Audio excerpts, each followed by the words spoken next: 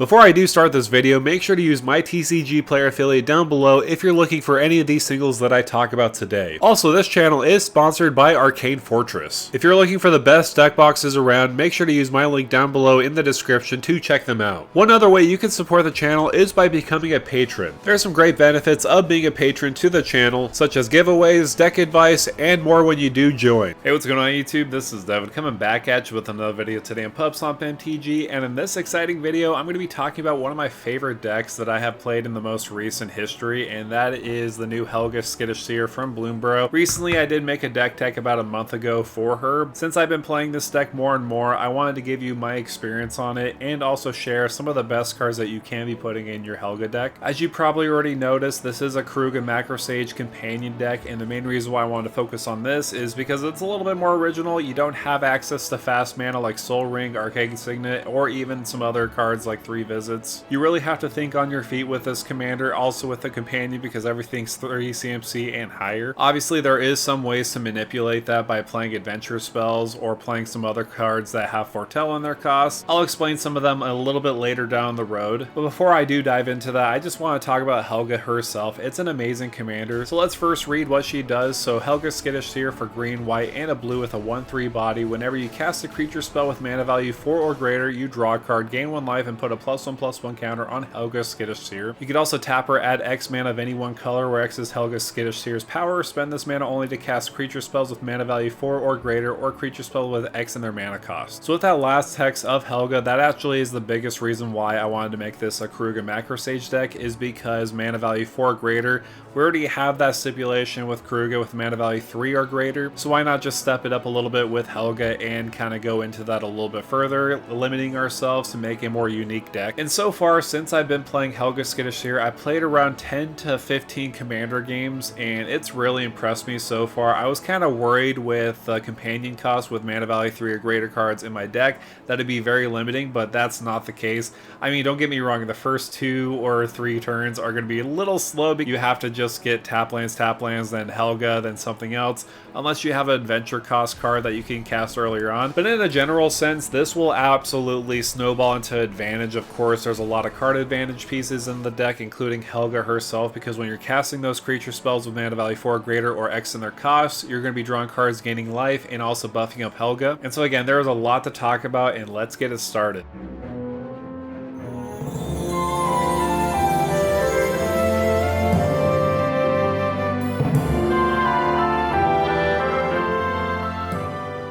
This first part of the video, I wanted to break down some of my favorite cards of the deck. These really help you become basically the arch enemy. I'm just being frank. There's some times where I just casted a couple cards and everybody's out to get you. It's just kind of how it is. Even though it's kind of funny, because usually you will have a slow start because you don't really have any super fast mana rocks. I mean, for crying out loud, we don't even have a Soul Ring in the decks. But again, I wanted to point out some cards that have some great synergy with our commander, because our commander is basically just a huge mana dork, all for a big giant beefy creatures, and can give us card advantage along the way. So the first one I did want to point out is Apex Devastator, and you could also add an emote in a way, because it does give Cascade, and also will give Cascade to mana value 6 or greater creatures, and also other spells too. But I really wanted to focus on Apex Devastator because it's a big giant creature with a 10/10 body, but it does have Cascade ×4. What's very good about Cascade in this deck specifically is the fact with Helga, we want to Cascade because we're casting, we get those cast triggers off of Helga. Say for example, we cast a Apex Devastator and we get Cascade 4. All 4 of those cards are creatures with mana value 4 or greater. We could trigger our commander 4 times over, drawing 4 cards, gaining 4 life, and putting 4 1/1 counters on it. And additionally, on top of that, with Apex Devastator, so technically 5. I also do like the Ancient Dragon cycle, like Ancient Bronze Dragon and Ancient Silver Dragon. These are excellent mainly for card advantage and putting a lot of 1/1 counters on our creatures depending on combat damage and depending on how much we roll into.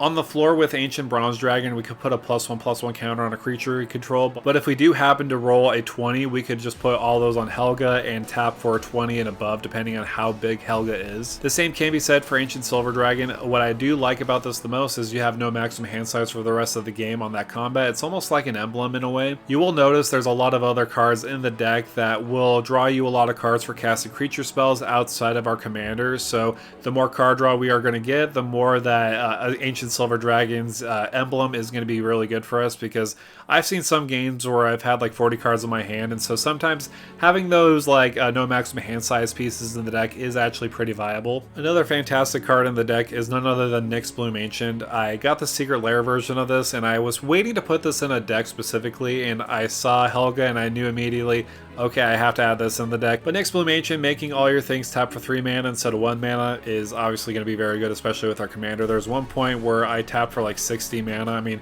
I pretty much just played my whole deck at that point, just casting so much different creatures on the battlefield. Another absolute game ender I would say is Surak and Goreclaw, mainly because it does give your creatures haste. There's not a lot of options in the deck, I will say, that does give your creatures haste, so having that option when you're just putting all your creatures on the battlefield, we just have a way to just close out the game that way through combat damage. Another powerful include would be Elesh Norn Grand Cenobite, mainly because our commander does focus on power. If we have a way to buff up our commander's power, we could just tap from our mana. All the while we're giving our opponents that negative effect by giving their creatures -2/-2. That could be devastating for some people, especially if they have low CMC commanders that only have like toughness 1 or 2. I would say one of my more favorite cards that I added recently is Railway Brawler. This is an incredible card on the deck. Whenever another creature enters the battlefield under control, you put X1 with counters on it, where X is its power. So this kind of works with Helga. I mean, you'll just boost it up by 1. It's okay. I don't really use it for that. For other creatures, for example, if you play an Apex Devastator on the battlefield,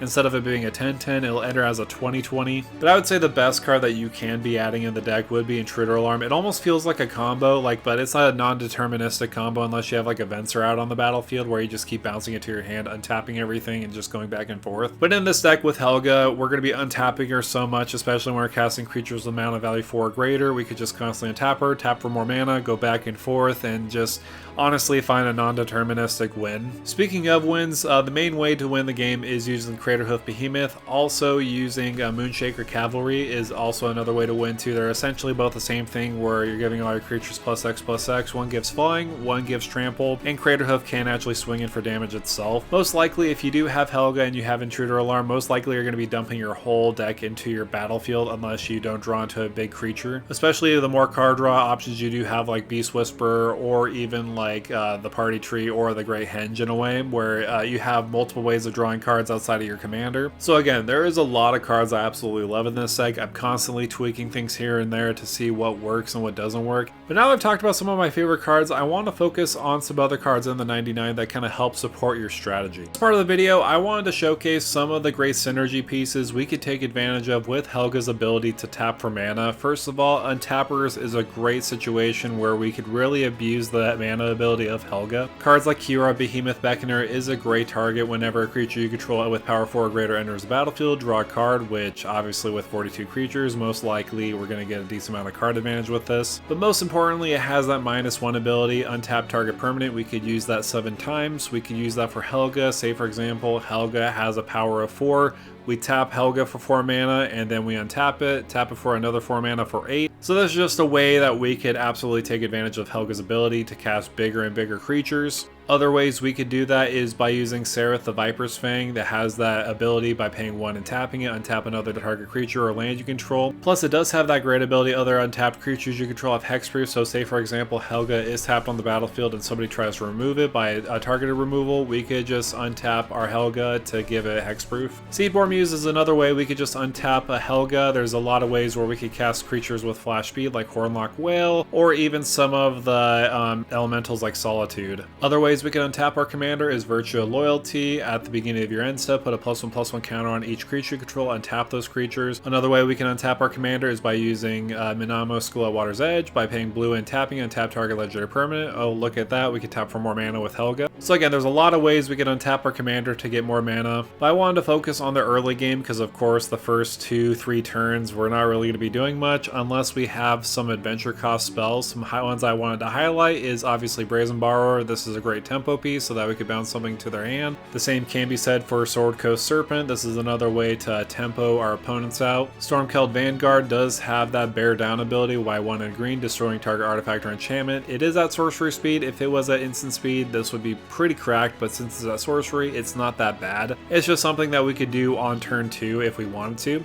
Hornlock Whale, if somebody's trying to attack us, we could just use that Lagoon Breach ability to just return attacking creature to the top or bottom of their library of their choice. Of course, some of the virtues, I already mentioned Virtue of Loyalty. We can make a creature on the battlefield if we want to. It's not really that important to put a creature, but it can be at instant speed, so that's a nice tempo advantage play. We can copy a target activated or triggered ability by playing the Vantress Visions version of the adventure cost of Virtue of Knowledge. Plus, it's basically just a Panharmonicon. There's a lot of ETB effects in this deck that we can take advantage of, like Solitude, getting rid of 2 creatures. And that does transition nicely into my next segment, and that's using Evoke creatures, because Helga will look at the mana value of the spell. So for example, with Solitude, it will trigger Helga. We could put a +1/+1 counter, draw a card, and gain a life. The same can be said for Subtlety as a kind of counter spell, kind of not to creatures. Foundation Breaker is another way where early on we could just evoke this out. We could destroy target artifact or enchantment. Again, I wish I had a flash speed, but it'd be way too busted if it did.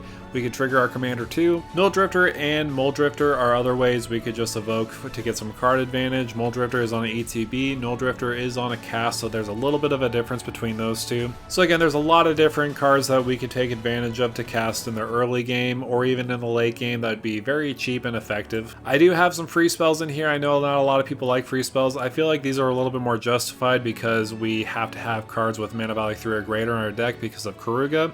So Chroma's Will, Beast Within, Fierce Guardianship, Flare of Denial, Flare of Fortitude, Generous Gift, Return of the Wild Speaker, Sink into a Stupor are all our instant spells. And I don't mind these ones as much in the deck because of course we don't really have too much counter spells I want to play unless they're 3 mana value ones, and I don't know, I don't really want to play those ones anyways. We do have 6 sorceries, Bridgeworks Battle, Kodama's Reach, Last March of the Ents, which could be a game ender itself, Migration Path, Rishkar's Expertise for more card draw, and Skyshrug Claim for more ramp are all ways that we could really take advantage of the deck and really just abuse the fact that, for example, with Rishkar's and also Last March of the Ents, if Helga has a big giant toughness or power, we could draw a lot of cards. So that is mainly the deck. There is 34 lands. Obviously, if you do make this deck for yourself, you can change things around. If you don't want any fetch lands, you don't necessarily need to. I know Boseiju is pretty up there in price. I like it for removal.